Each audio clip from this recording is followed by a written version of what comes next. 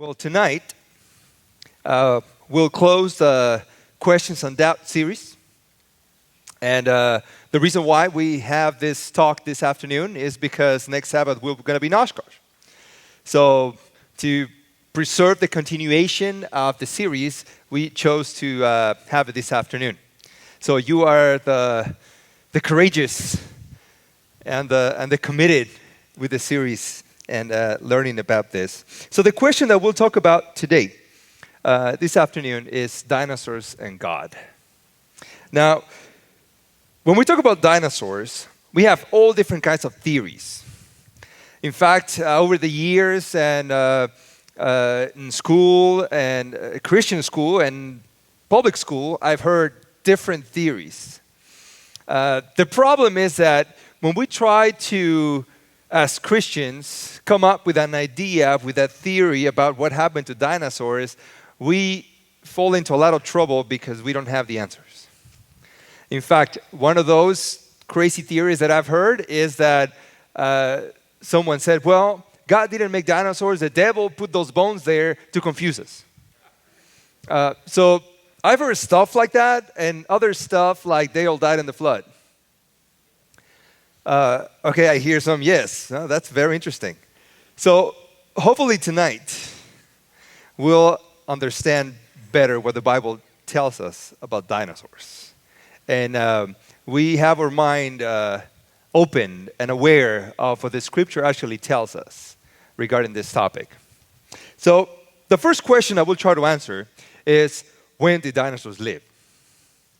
Because the first thing that children learn today in the school is that when we ask the question, when did dinosaurs live? The response is, millions and millions of years ago, right? But we fall into the first problem because the Bible tells us, as we discovered a few weeks ago, that this earth was formed about 6,000 years ago. So we have a problem. Did they live before creation as we know it? So if that isn't the case, then how can we be sure that that is not the case? Well, National Geographic came out with this article a while ago in 1993. And in page 142, starts this way. No human being has ever seen a live dinosaur. Now, if we take that sentence at value, that it says no human being, that means that Adam didn't see one. Are you with me? And the reason why National Geographic writes in that way is because they believe that dinosaurs lived millions and millions of years ago. So, the Bible tells us in Exodus 20, verse 11.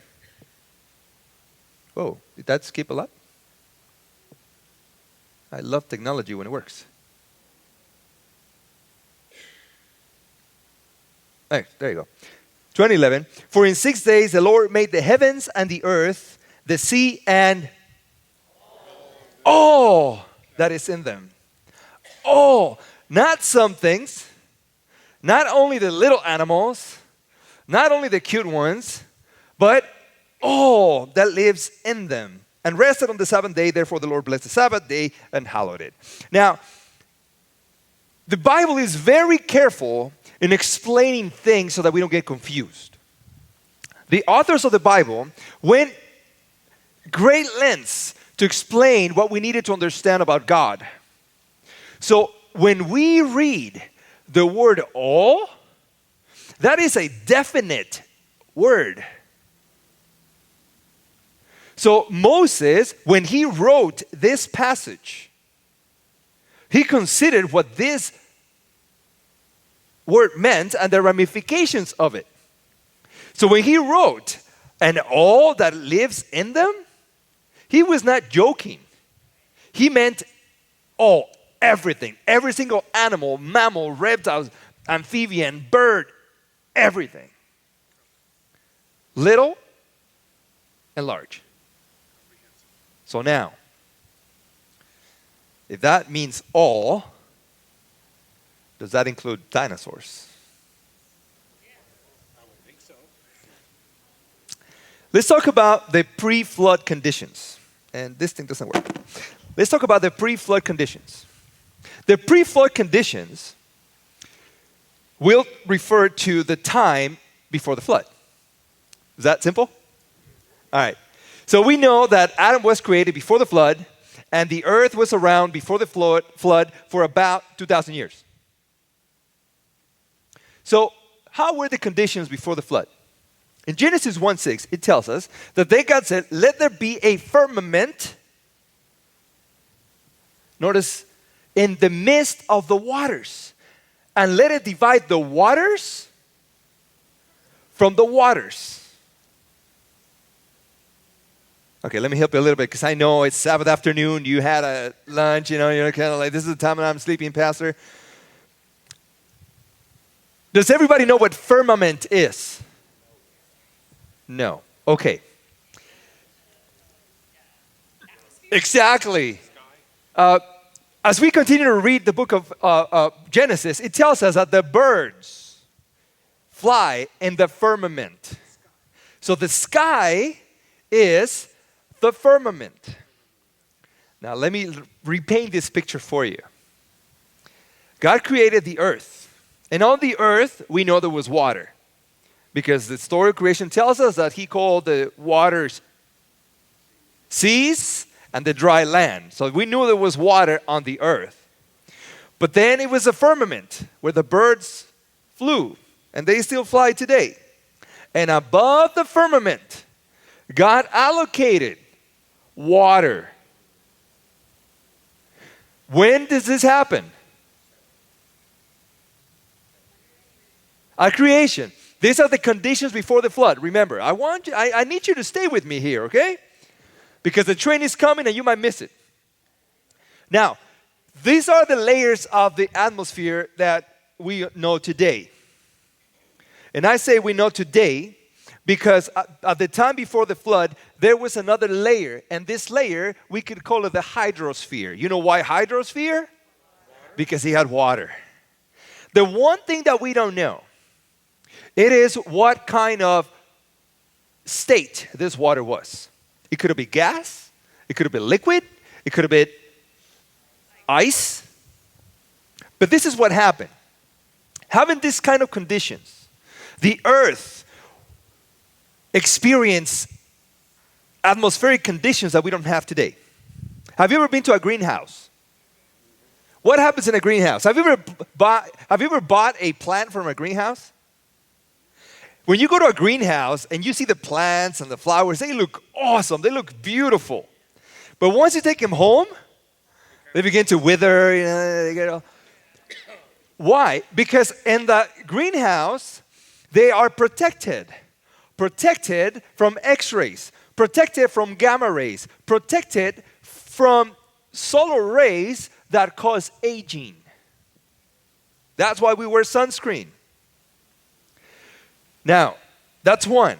The second thing that happens in a greenhouse is that the amount of oxygen, because all these plants are together, is double the amount of oxygen outside of it.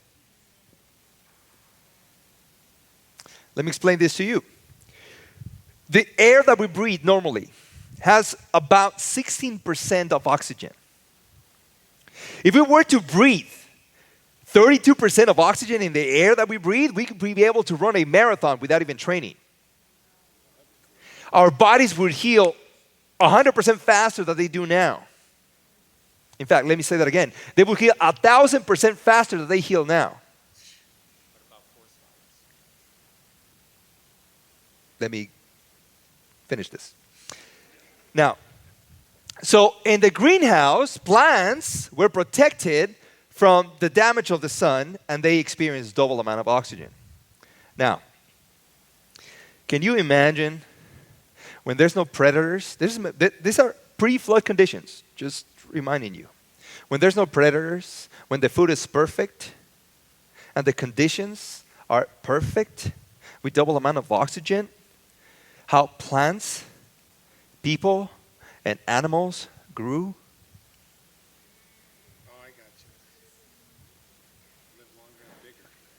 Now, the Bible tells us that the earth is the Lord's and all its fullness, the world and those who dwell therein, for he has founded it upon the seas and established it upon the waters. Now, there's another layer of water. The water in the ocean and the surface that we see, the firmament, another layer of water above. But now it's saying that there's another layer of waters. To him who laid out the earth above the waters.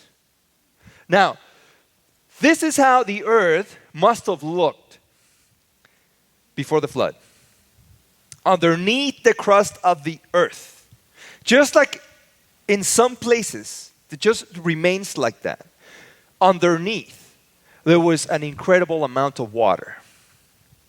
If you ever read the book, Patriarchs and Prophets, it tells us that in the morning, God would allow the earth to be moistened with dew that irrigated the planet.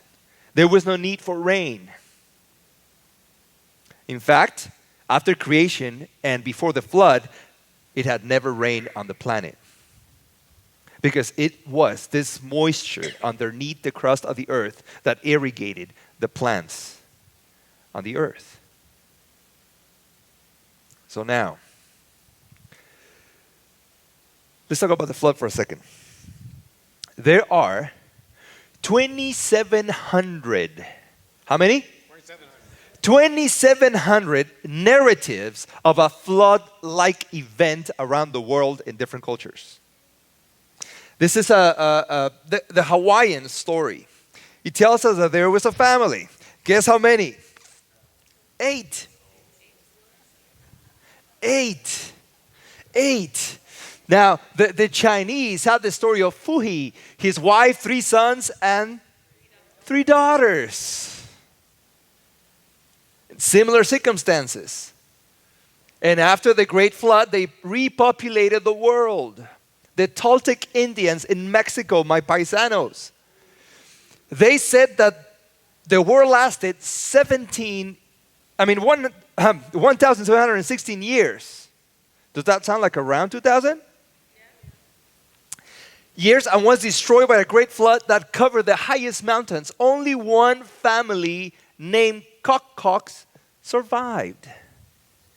Does that sound a lot like Noah's and the Bible narrative? The first question that has to come to mind is, how in the world did these people who live continents apart without internet were able to communicate the same narrative, the same story with such an amazing closeness in detail? Now, this is Turkey. And there's a city called Kazan. And Kazan, it's very interesting because the translation is village of 8.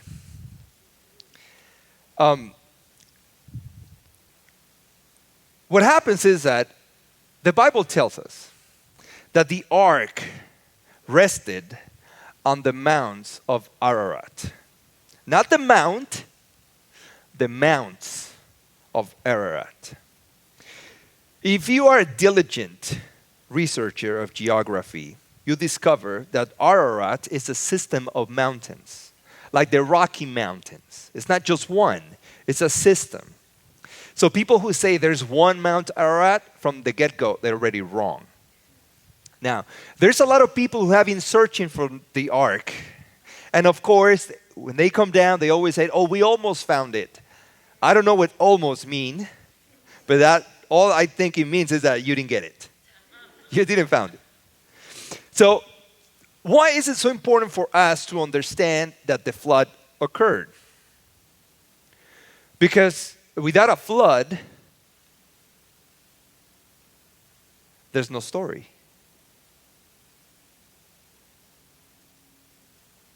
Now, I'm not telling you that this is the ark, but something interesting happened. In Genesis 8:4 says, the ark rested in the 7th month, the 17th day of the month, on the mountains of Ararat. In 1973, there was an earthquake in that zone. And I don't know if the dirt level or this remains raised. But what happened was that this structure that you see there has the dimensions of the ark. Now, when they studied it, they discovered that it was not rock. It looked like rock, but it was actually wood, layers of wood. Layers of wood that had a special layer of lamination. If you're familiar with the story of the flood, you remember that God told Noah to cover it with pitch. Now, so this material is kind of like plywood. It's wood, and then it's layer, wood, and then another layer, wood, another layer. Now, the interesting thing about it is that when they looked for the wood to see what tree was coming from, and they discovered one thing. Well, first, they discovered that it was wood, but second, they discovered that it didn't have any rings. Rings. You know, trees, the trunks have rings around.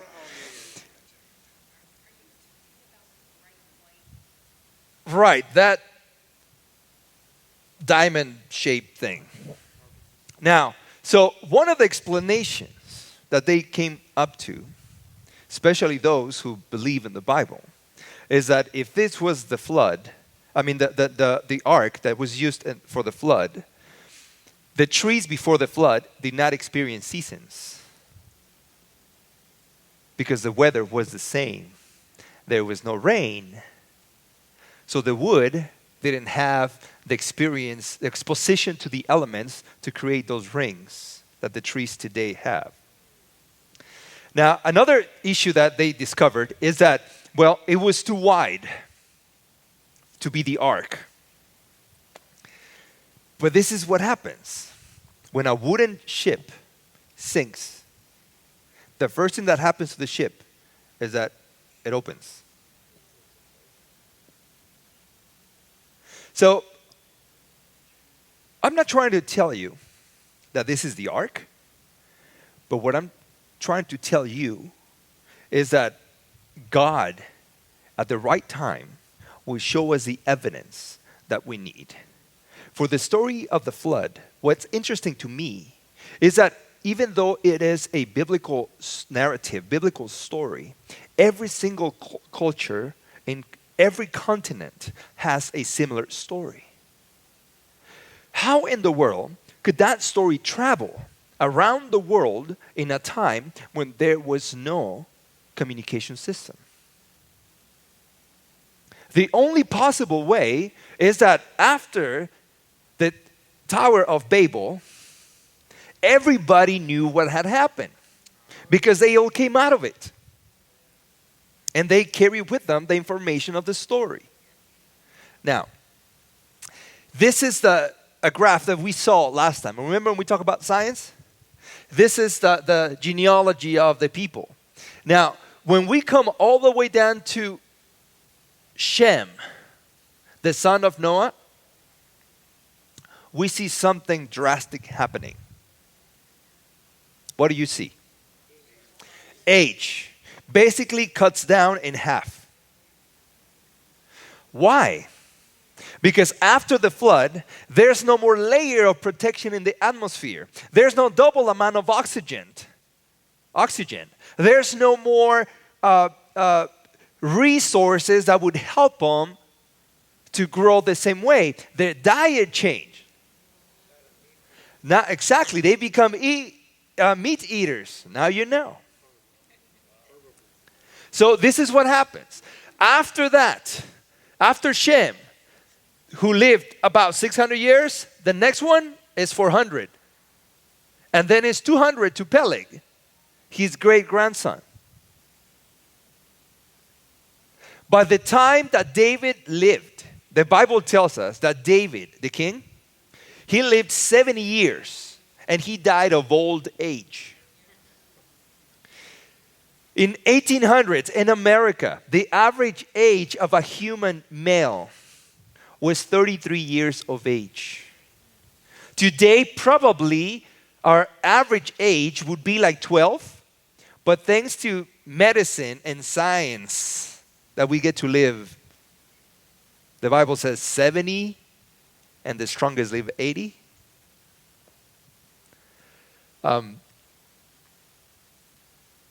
So you can see what happened before the flood and after the flood. That is in agreement with what we've been talking about. Now, this is quite interesting. According to Holt Earth Science from 1991, page 293, it says that reptiles never stop growing. Now, so this is what happened. Reptiles grow until they're adults and their growth pattern decreases. But they never stop growing. The only time when they stop growing is when they die. And that's obvious, right? So reptiles, they grow throughout their life. So can you imagine a reptile with no predators that's lived 1,000 years? Spiritual Gifts, volume 3, page 84, says this. Those who lived before the flood come forth with their giant-like stature, more than twice as tall as the men now living upon the earth, and well proportioned.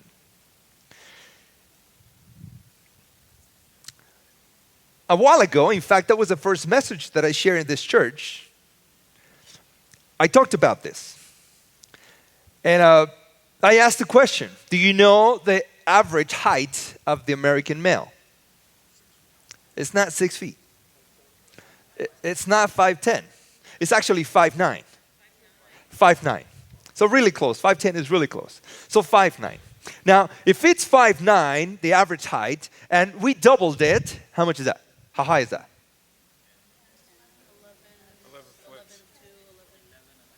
11 and a half. 11.6. 11.6. Now, it says right there that it was more than twice. So let's be just consistent with numbers, make it even, and let's talk about 12 feet. So people before the flood lived to grow to a height of 12 feet. Now, so we have an idea. This is the American average height. I'm pretty average. 12 feet is a pre-flood man. So we have the proper perspective. The professional basketball rim is 10 feet high. So these people were 2 feet taller than the basketball rim. Now, yeah. So can you imagine how tall was an elephant?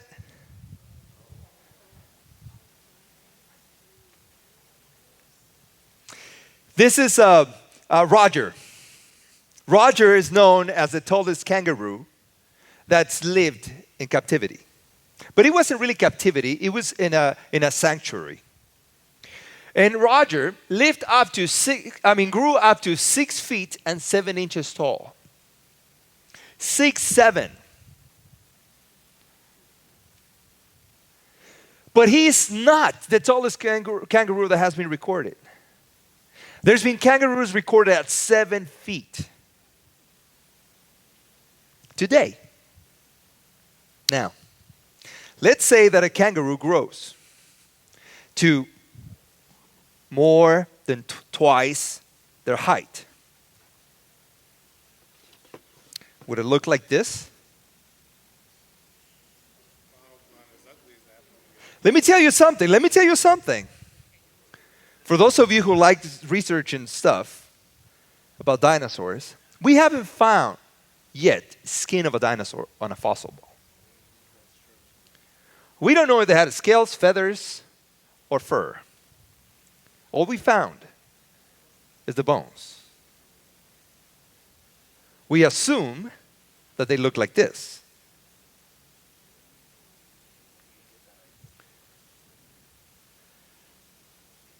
Are you starting to see it? You're like, not yet? Okay. So,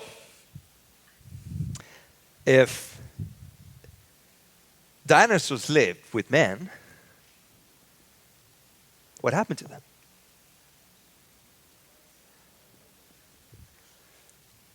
Genesis 7:2 says, "You shall take with you seven of each of every clean animal, a male and his female, two of each animals that are clean, a male and his female, also seven each of birds of the air, male and female, to keep the species alive on the face of all the earth." Noah is supposed to take animals in the ark. Now, as we already learned, animals and people in those days, they were pretty big. But let's see if you can figure it out without help. The big ones were big. The small was where? Small. The idea to have animals in the ark was to preserve them for the future. So it would only make sense to get animals when they could live longer, especially after the pre-flood conditions were no longer there. Right?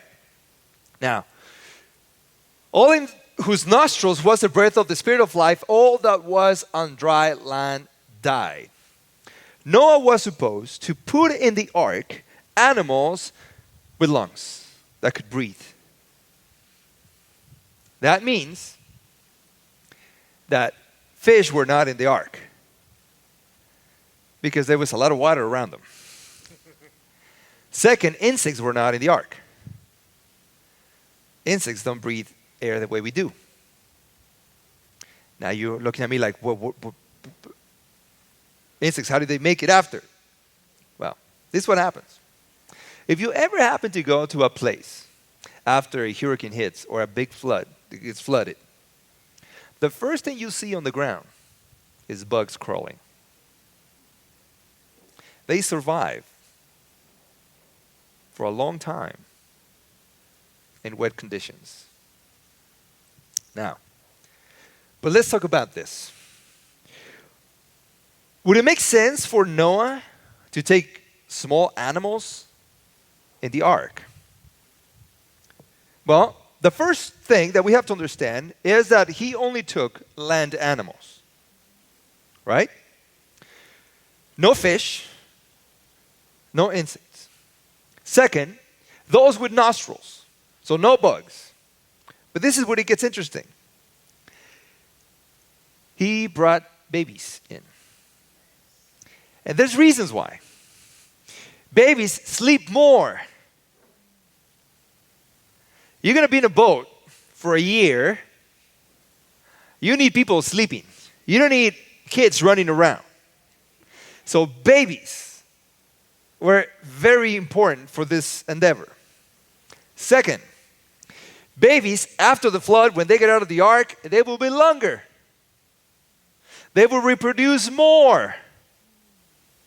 Another interesting thing that happened to babies, and I just walked out of the frame, didn't I? Babies, if they fall on the ground, they get up quickly. Adults, they will get up, but they will take a while. Also, babies will eat less. And also, what comes after eating is less. So having babies in the ark made a whole lot of sense.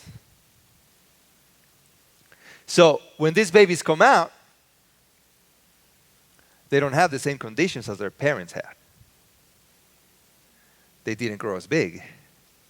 They didn't have double amount of oxygen. They didn't have the layer of protection anymore. So the height was not like it was in the previous generations. So two of each kind. And this is very interesting. Because see, and of every living thing, of all flesh, you shall bring two of every sort into the ark to keep them alive with you. They shall be male and female. Now, you English people, help me out. Remember, this is my second language. Noah was told to put animals in there by twos of every sort, not every species.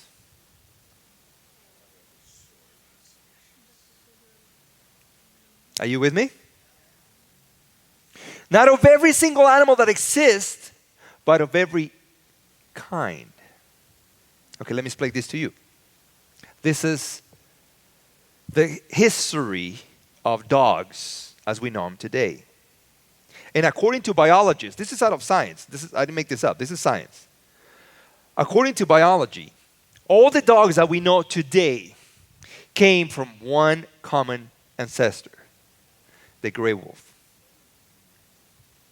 And you know that people spend hundreds of years to develop chihuahuas.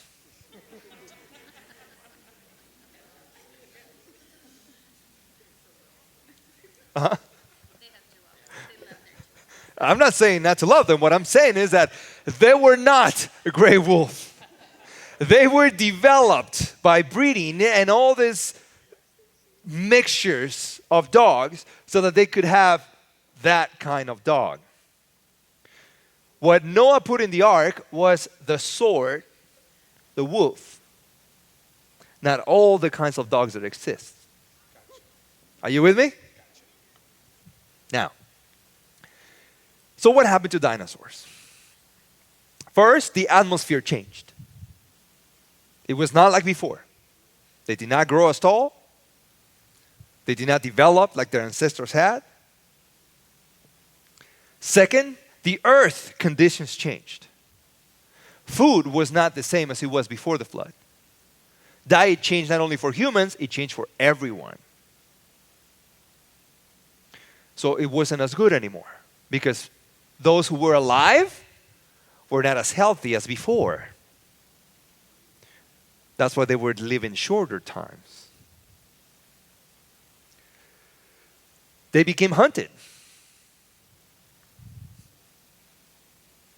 If you live near to a dinosaur, what are you going to do? You're going to kill it because otherwise it'll kill you. Right? It's interesting that here in California, people who live by the foothills, they get all scared because a bear came down. Hello, you came to his town first. But what do we do when we are near a big animal? We try to kill him or push him away. Exactly. So that's the same defense mechanism. Fourth, they had a different name. They were not called dinosaurs then.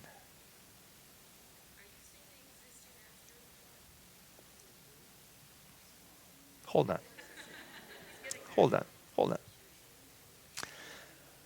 Now, dinosaur fossils were first recognized in the 19th century, in 1842.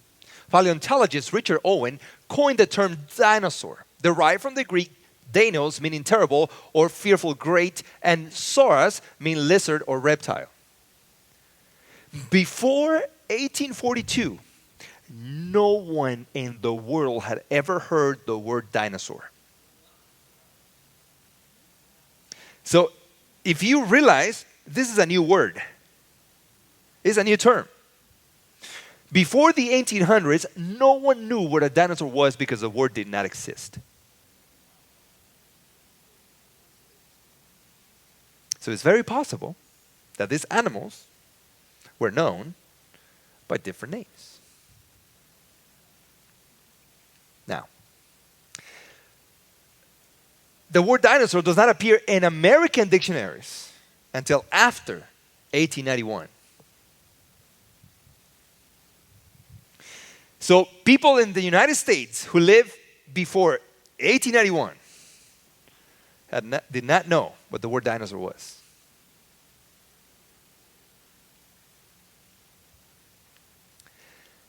Now, let me get interesting now. And the Bible was written before 1991. It was written before 1891. It was written before 1791. Are you with me? In the Old Testament, there's 22 times that the word dragon appears. And in the New Testament, 12 times. All in Revelation. Okay? Now, I know you're looking at me weird. I can see you with my eyes and behind my head. Let me explain something to you here through Daniel. I know you like Daniel. I know you like that stuff. And too bad Richard's not here because he likes this stuff. Check this out. After this I saw in the night visions, and behold, a fourth beast, dreadful and terrible, exceedingly strong. It had huge iron teeth. It was devouring, breaking in pieces, and trampling the residue with its feet. It was different from all the beasts that were before it, and it had 10 horns. Now, when we read chapter 7 of Daniel, as he is describing the things that he sees in his dream, first he sees a lion. And he writes, hey, I saw a lion. Then he sees a leopard. It's kind of different. It has 4 wings, but he says, I saw a leopard with 4 wings like the wings of an eagle. So he's saying, okay, I know that. That's a leopard. And those wings, I've seen them before, eagle. Right? But when he comes down to this 4th beast, it's like, I can't describe it. I don't know what it is. So in a version of the Bible, it says it's an undescribable beast. He has no name for it, right? But all the other animals that he knows, he calls them by name. In Revelation 13:2, now the beast which I saw was like a leopard, with his feet were like feet of bear, and his mouth like the mouth of a lion. The dragon. Are you with me? Why in the world would John use the word dragon? Did he make it up? No. Perhaps Daniel didn't know what a dragon was. But John, in the 1st century, he knew.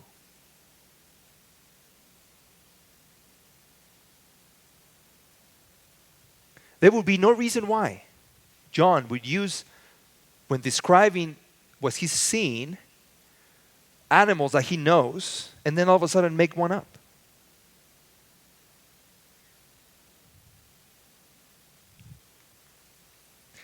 The word dragon appears in dictionaries up to 1846. But notice what this one says. Dragon, number 1, now rare.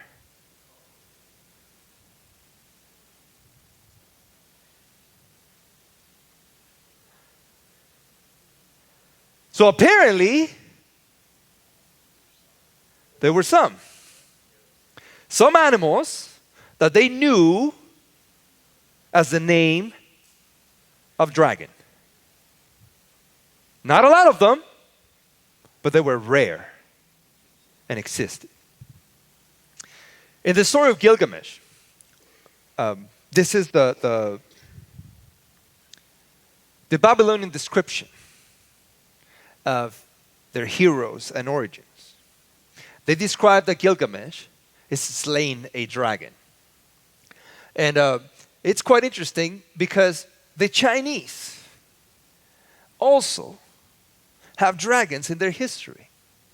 For Theodotus, the dragon was even more important and represented the central omnipresence force known as the Central Way or Tao. Now, Babylonians are in one place.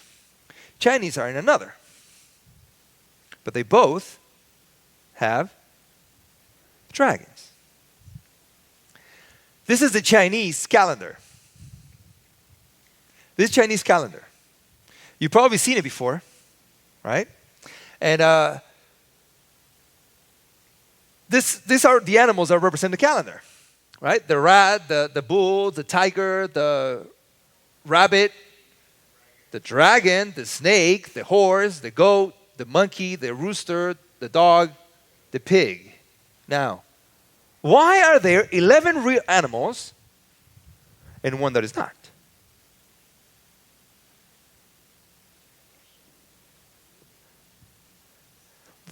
They couldn't find a 12th animal?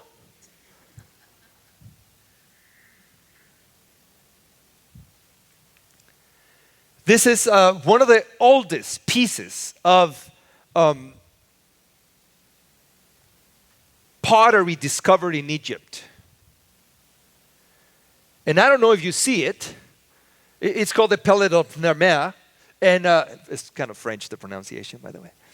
And I don't know if you see it. Let me see if I have the other one here. Now this is going to be handy. I don't know if you see it here, but it has these animals, 4 legs with a long tail that have long necks. This is in Egypt. You see them? Right there? The bodies, the legs, the long tails, and the necks. I don't know if they're kissing but I would call that necking. I don't know. Now, this is a cylinder from the 4th millennium. And I don't know if you've ever seen this type of cylinders in museums. They were used to imprint, like our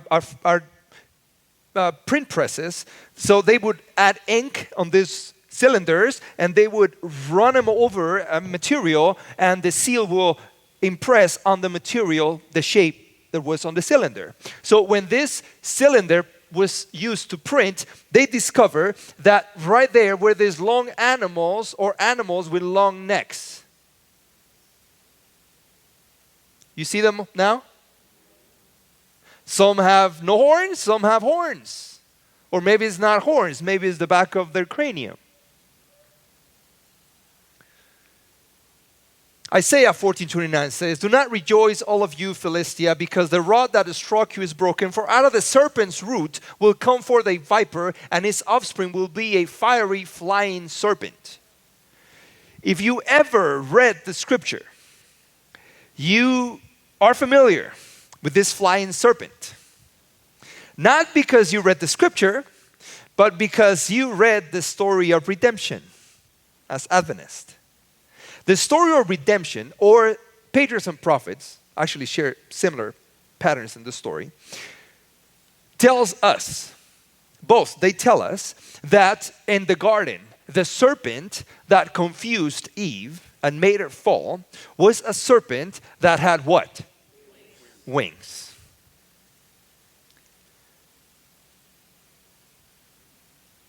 It's not a unique place where this appears in the Bible.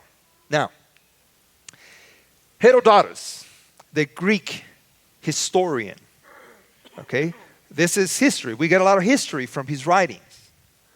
He says, "I went to try to get more information about the flying snakes," says Herodotus, "in the vicinity of Butus in Arabia. He was shown narrow mountain paths leading to a broad plain which joins the plain of Egypt.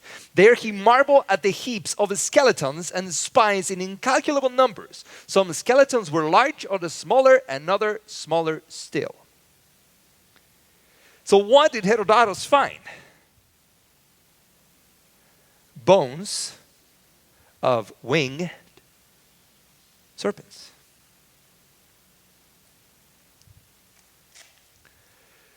Josephus, you've heard of Josephus. If you've been in Richard's class, you heard Josephus. He's the Roman historian that he was basically on assignment, embedded with the troops in Jerusalem, in Palestine. And there he writes what he experienced. And he writes about flying serpents. That's the subtitle in The Witness of Josephus, Volume 2, pages 10, paragraph, all that. "For when the ground was difficult to be passed over because of the multitude of serpents, which it produced in vast numbers, and indeed is singular in some of those productions which other countries do not breed, and yet such as are worse than others in power and mischief, an unusual fierceness of sight, some of which ascend out of the ground unseen and also fly in the air, and so come up upon men at an awareness and do them a mischief." So these serpents, according to Josephus, lived on the ground, came out, and attacked people.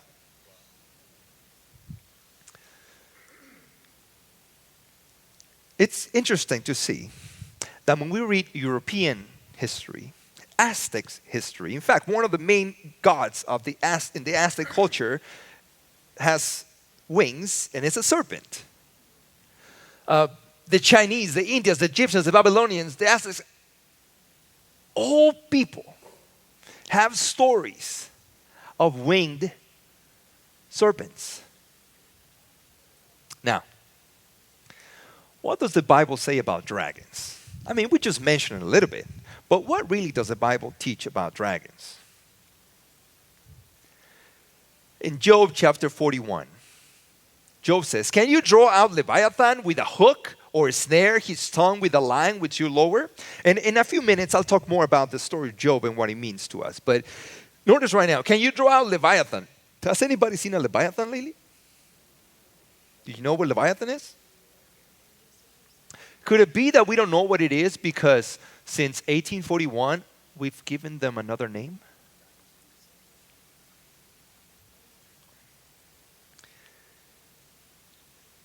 Out of his mouth go burning lights. Sparks of fire shoot out. Smoke goes out of his nostrils as from a boiling pot and burning rushes. Does that sound like a dragon?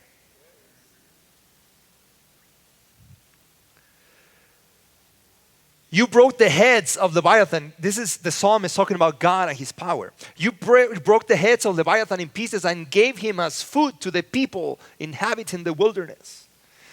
The psalmist is talking about the mighty power of God. Nobody can defeat a Leviathan, but you can. There the ships sail about. There is that Leviathan which you have made to play there. Where does the Leviathan live? In the water. In the water. Isaiah says, "In that day the Lord with his hand and great and strong sword will punish Leviathan, the fleeing serpent, Leviathan, the twisting serpent, and he will slay the dragon that is in the sea." Now let me tell you, there's a theory that this Leviathan is just a symbol. There's a theory. And I respect that theory. However, the whole of the Bible does not consider it as a theory. In the Anglo-Saxon Chronicles, that dates 793 of our era, it says, "Immense whirlwinds and flashes of lightning and fiery dragons manifest over Northumbria." You know where that is? It's England. This is the old Anglo-Saxon Chronicles. This is Old English. You can see a little bit of Old English over there. So in 1793, good, you're paying attention. In 793 of our era, there were these creatures, dragon-like. And the Babylonian story of Marduk, and it's called the Enuma Elish in their language, or When on High. It describes Marduk, the mighty warrior, coming triumphantly mounted on a dragon. This is a gate of Ishtar when he was found. And you've probably seen pictures of this in many places. There's been replicas all over the place. But what was very interesting is that on this gate, on the walls, they found lions and other animals, but they found these weird creatures with long necks and fire coming out of their mouths. Similar to the Chinese calendar, why would they use real animals with something that is not?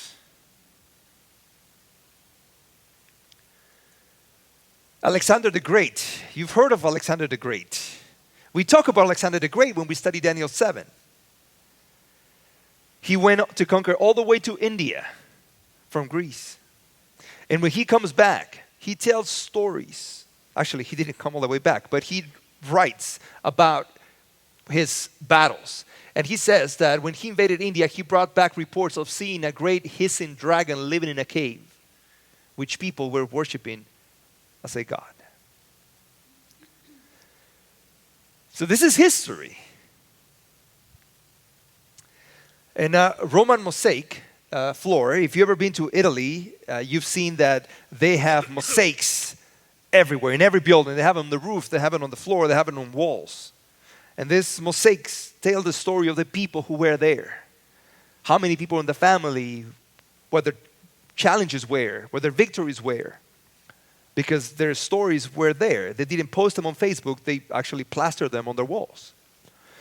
So one of the things that was found was that this famous Victorino in his mosaic describes his animals. This is in Rome. In a Viking woodcut of the 11th century, they describe, similar to the Romans, but this is carving on wood, a large animal like this eating a man.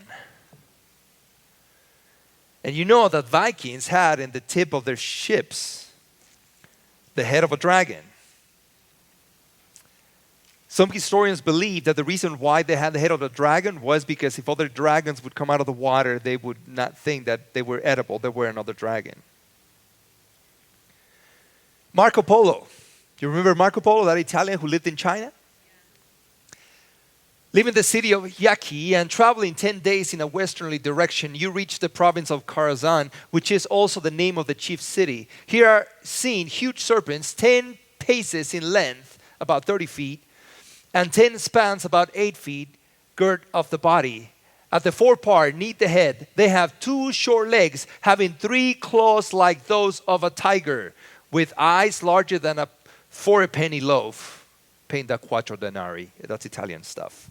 But notice the bold letter. 2 short legs below the head and claws like a tiger.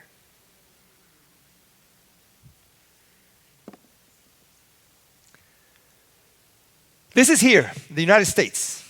Have you ever been hiking in the Grand Canyon? The Grand Canyon has these caves that you can go in. And when you visit the Grand Canyon and you stop by the visitor center, you get to watch a video. And a video would tell you of the people, the natives who lived in the Grand Canyon area. And in those caves, there are recordings of their experiences, of the things that they lived. That is how they transmitted their stories from one generation to another. And in this cave, known as the Havasupai Canyon, they discover that that is exactly what happened. The people there recorded exactly what they were looking at. Right? And now you're looking at me like saying, well, how is that relating to dinosaurs? Because next to those drawings, they found a drawing like this. What do you think they were looking at?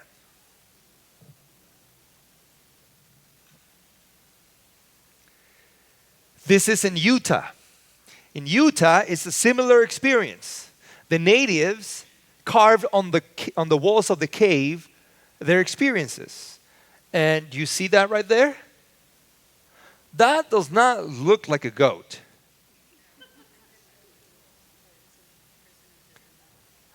Right? Or maybe it was a kindergarten elephant. Now, this is another one in Michipinshu Lake in Ontario, Canada. Maybe I didn't pronounce it right. Who knows, right? But look at what's there. An animal. You can see the neck right there with the spines on the back. Now, this is in Australia. It's a similar situation. The Aborigines that live in Australia, they did the same thing. They plaster on the walls of their caves or in their villages their experiences. And this is quite interesting because there's this large animal that they're all dancing around, and one of them has a spear, but inside of this animal, there's one of them. So I don't know if they're celebrating that this guy got eaten or they're trying to fight the animal to release the guy. But nevertheless, they drew this large animal. This is quite interesting. This is in Mexico. This German explorer was walking around hiking in Acámbaro. And in Acámbaro, sounds so interesting in Acámbaro. He was walking around and he found this type of figurines. Now, I don't know if you know anything about dinosaurs, but if you do, you know that that animal is the one that I left at home, and that is a Triceratops. Tri, because he has 3 horns protruding from the cranium. Now, but not just that, it's a cowboy on him. Now, that was not the only one he found. He found all these other ones. They do not look like goats and donkeys. Now, remember this? No human being has ever seen a live dinosaur? Really?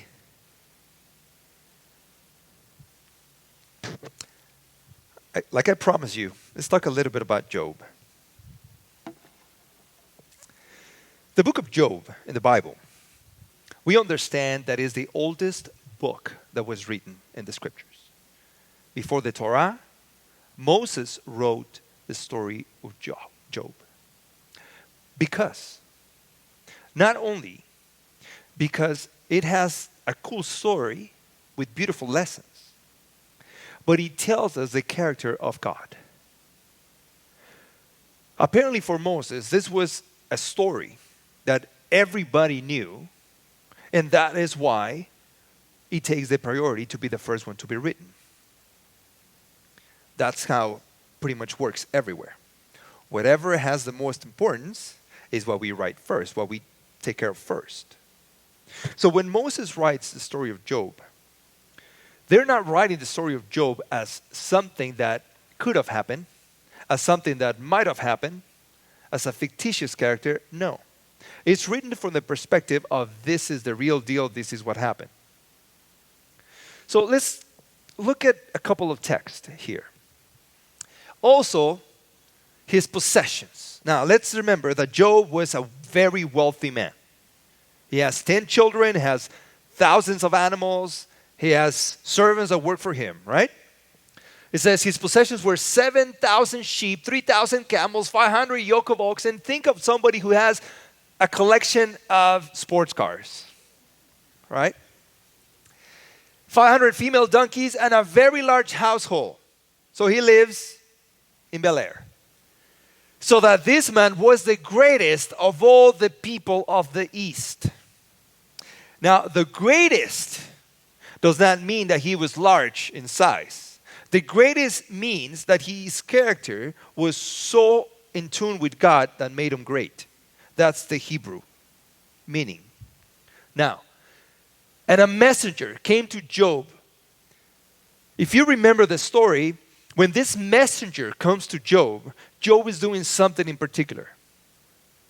He's offering sacrifice for his children because they're all gathered together at one of their house and they're having a party. And Job is offering sacrifices for his children before God. So as he's praying, his servant comes running. The oxen were plowing and the donkeys feeding beside them when the Sabines raided them and took them away. Indeed, they have killed the servants with the edge of the sword, and I alone have escaped to tell you. So now all his animals are gone. And another servant comes running and his children are gone. Because a wind came and destroyed the house and the roof fell over and they're gone. So in one day, he loses his home, his possessions, he loses his children, and he gets a rash. A rash so bad that he uses broken clay pieces to scratch. All in one day. The greatest man of the East is broken. And of course, he gets advice.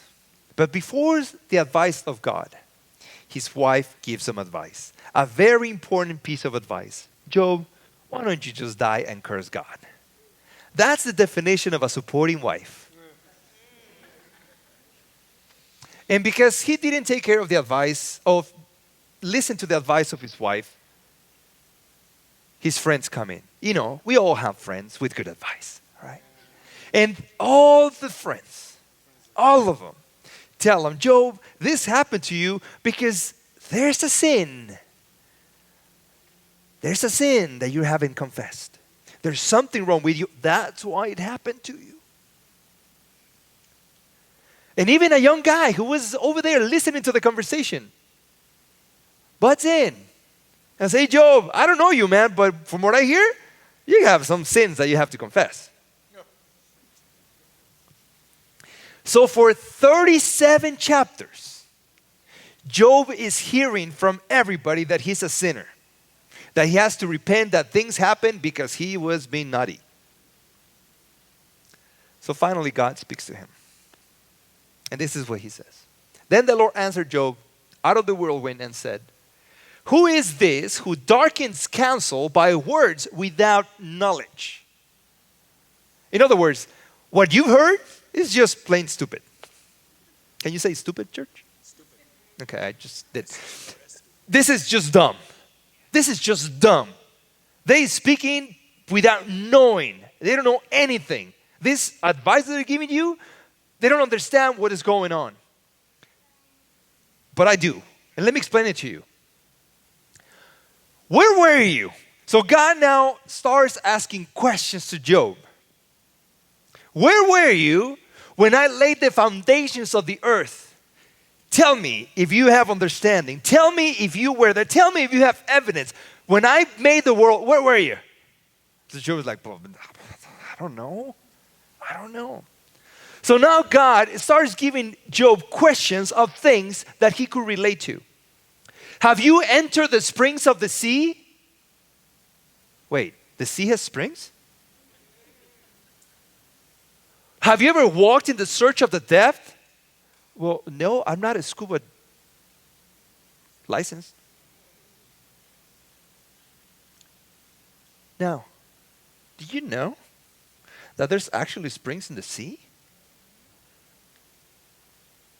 Where is the way to the dwelling of light and darkness? Where is its place?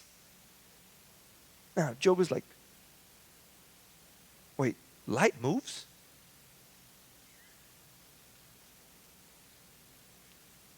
You know that the light moves, right? It travels really, really, really fast.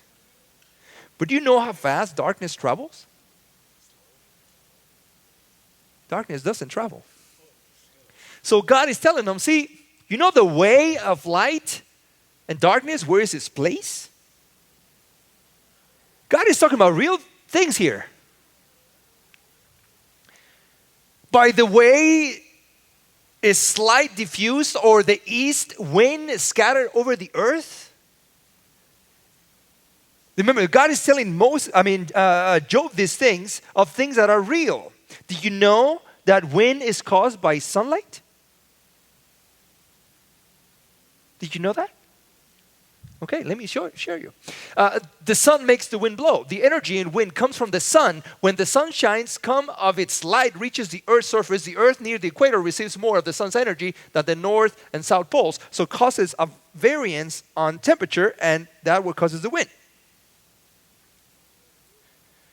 Because when it's hot, it rises. When it's cold, it lowers. Think of this. That's how wind moves. God is telling Job, did you know that, Job? And Job has kind of like your face right now. Like, what? So God asked Job 38 questions. 38 of things that God knows perfectly, that he created, that were real. Now, we could have gone through all the 38, but we have not the time. In chapter 40, among those 38 questions, God asked, look now. Now, look now. Let me say this again in case you didn't get it. Look now. That means that Job could see it. Are you with me?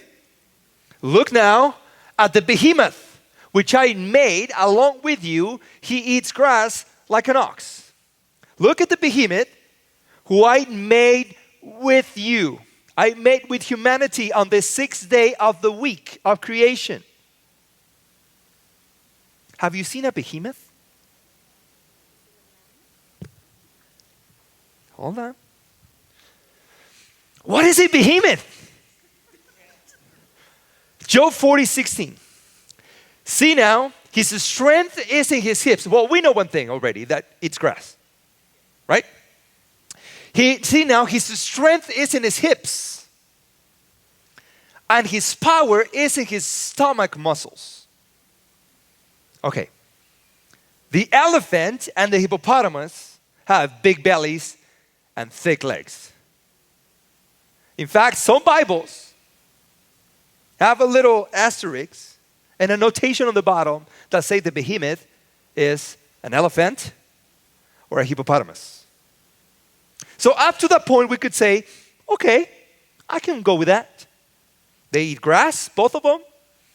We know them. They were made on the 6th day of the week. We're cool, right? Well, let's keep looking at the evidence. He moves his tail like a cedar. Now,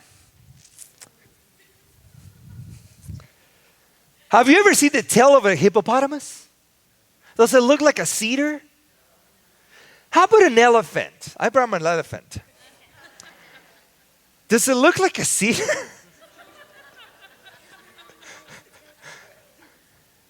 I don't think so. I had to bring this one.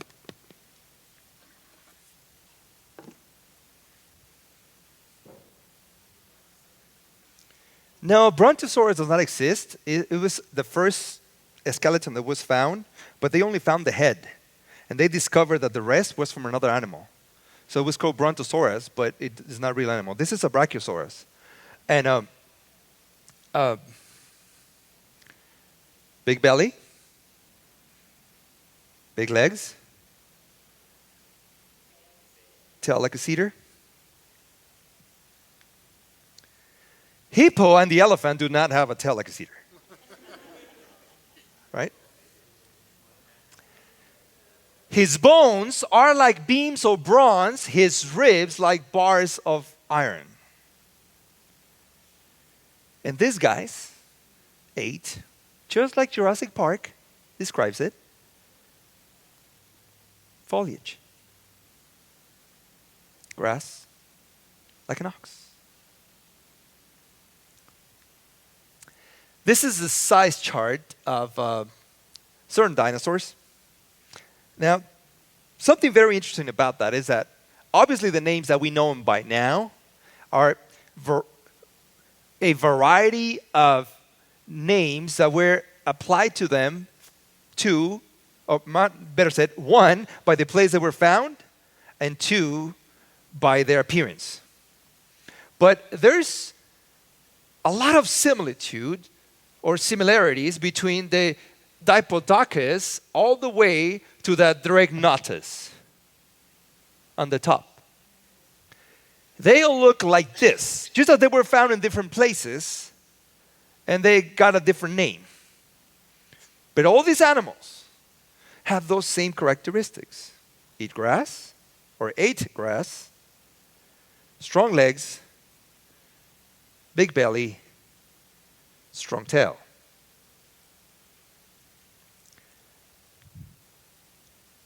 Verse 19. He is the first of the ways of God. Only he who made him can bring him down. He is the first of the ways of God. In Hebrew is the word reshi'it, and it means it is the chief. In fact, some Bibles have translated chief. He is the chief of the creation of God. What it means is that there was no other animal that was larger than him. He was the big kahuna. Now, he lies under the lotus trees in a covert of reed and marsh. Now, let's stop right here for a second. Have you noticed that if this was not a real deal, a real animal, God would be talking to Job in that level of specificity? Especially when he's been talking about 37 other questions of things that are real. And this one is going and going and going about it. This is a map of Africa. And right in the middle of Africa, in the Congo, there's a huge swamp. It's the largest swamp in the world. In fact, it's pretty much empty. The only people who live there are natives. And this is quite interesting because in 1910, the New York Herald recorded an article that was written by Dr. Roy McCall. He went to this swamp in Africa, and he comes back and writes this article saying, Brontosaurus roaming Africa's wild? Apparently, he actually saw one of these weird animals. But it was not a unique thing. The Saturday Evening Post of January 3rd, 1948, another doctor went by and told stories about what he had seen in the swamps.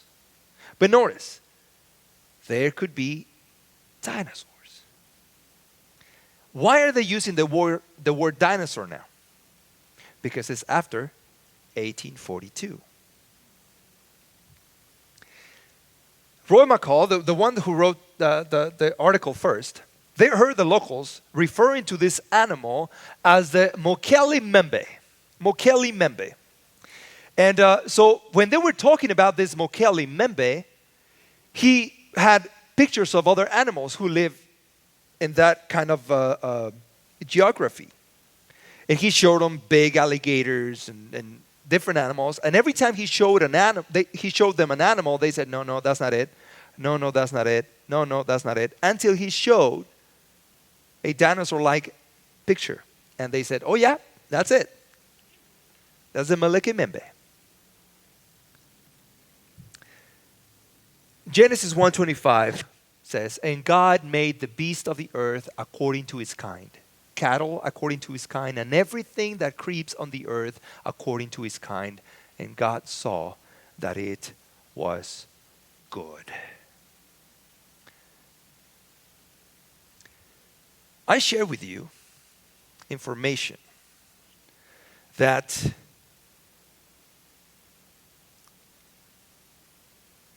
I hate saying this, corroborates the Bible, because we don't need to corroborate the Bible. That agrees with what the Bible teaches. What we need to understand is that the word dinosaur is not an old thing. So the Bible will not use the word dinosaur. But yes, it would use other words. Leviathan could be that was a water-dwelling, dragon-like animal.